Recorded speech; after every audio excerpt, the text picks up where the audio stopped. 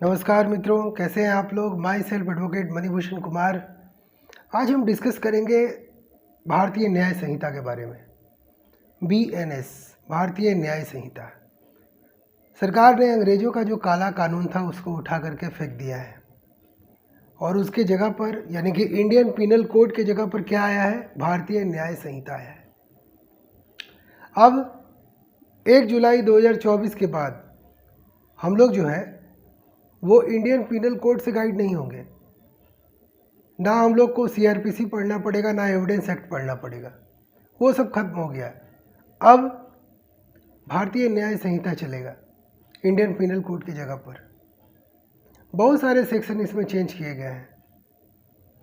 अभी फ़िलहाल आज का जो मेरा टॉपिक है वो है कि अगर कोई आदमी केस जीतने के लिए कोई फॉल्स एविडेंस बनाता है तो उस कंडीशन में क्या हो सकता है। मान लीजिए कि आपका चेक बाउंस का केस है और आपने एक फॉल्स एविडेंस बनाया, एक एग्रीमेंट पेपर बना लिया जिसमें उसके जाली सिग्नेचर कर लिए, गवाहों के जाली सिग्नेचर करा दिए, या मान लीजिए किसी के घर को हड़पने के लिए आपने वसीयत बना लिया, वो भी जाली, किसी तरह का कोई गिफ्ट डीड बना लिया, किसी तरह का कोई एग्रीमेंट पेपर बना लिया, किसी तरह का कोई लीज एग्रीमेंट बना लिया। अगर बहुत सारे पेपर या उनमें से कोई एक भी पेपर आपने जाली बनाया है केस को जीतने के लिए, उसको आप कोर्ट में प्रोड्यूस कर रहे हैं और कहीं आप पकड़े गए, तो उस कंडीशन में जो जाली पेपर में सहयोग कर रहा है वो व्यक्ति भी जेल जाएगा और जिन्होंने जाली पेपर बनवाया है वो भी जेल जाएगा, क्योंकि नेचर और सिग्नेचर कभी बदलता नहीं है। सिग्नेचर लोगों का आप हू बहू आपको लगेगा कि हमने इस तरह से कर दिया है, लेकिन जब वो सिग्नेचर एक्सपर्ट के पास जाएगा तो बहुत ज़्यादा संभावना है कि आप पकड़े जाएंगे। इसीलिए कभी भी गलत एविडेंस बनाकर, गलत एग्रीमेंट बनाकर कोर्ट में प्रोड्यूस बिल्कुल भी ना करें, और 1 जुलाई 2024 के बाद तो बिल्कुल भी ना करें, क्योंकि आ गया है BNS भारतीय न्याय संहिता। अब इसमें जो आपको सज़ा होगा वो सेक्शन 229 में होगा। आपका सज़ा क्या है? 7 साल और 10,000 रुपये जुर्माना।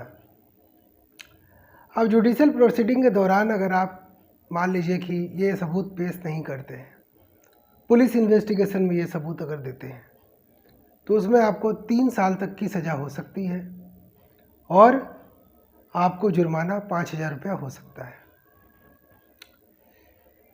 उसके बाद मैं आपको जो भारतीय न्याय संहिता है आ चुका है, आप देख लीजिए। भारतीय न्याय संहिता हमने तो इस किताब को ख़रीद लिया है, आप भी ख़रीद लीजिए अगर आप लॉ के स्टूडेंट हैं तो। इसमें देखिए सेक्शन 229 में ये कहा गया है, मैं फिर से आपको पढ़कर बता दे रहा हूँ कि जो कोई जानबूझकर किसी न्यायिक कार्रवाई के लिए किसी प्रक्रम में मिथ्या साक्ष्य देगा या किसी न्यायिक कार्रवाई के किसी प्रक्रम में उपयोग में लाए जाने के प्रयोजन से मिथ्या साक्ष्य गढ़ेगा, वह दोनों में से किसी भांति के कारावास से जिसकी अवधि 7 वर्ष तक की हो सकेगी दंडित किया जाएगा और 10,000 रुपये तक का जुर्माना के लिए भी वो उत्तरदायी होगा।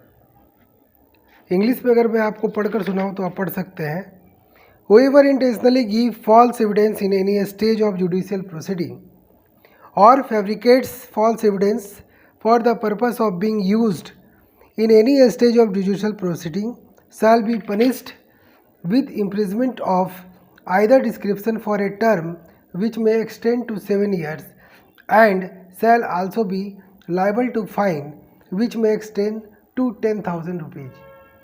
तो इसीलिए आपको क्या करना है, आपको किसी भी कीमत पर गलत साक्ष्य नहीं देना है। आप ऐसा साक्ष्य बनाइए जो सही हो, गलत साक्ष्य मत बनाइए, नहीं तो भारतीय न्याय जो संहिता है उसके अंतर्गत आपको 7 साल तक की पनिशमेंट हो सकती है। तो आज के लिए इतना ही।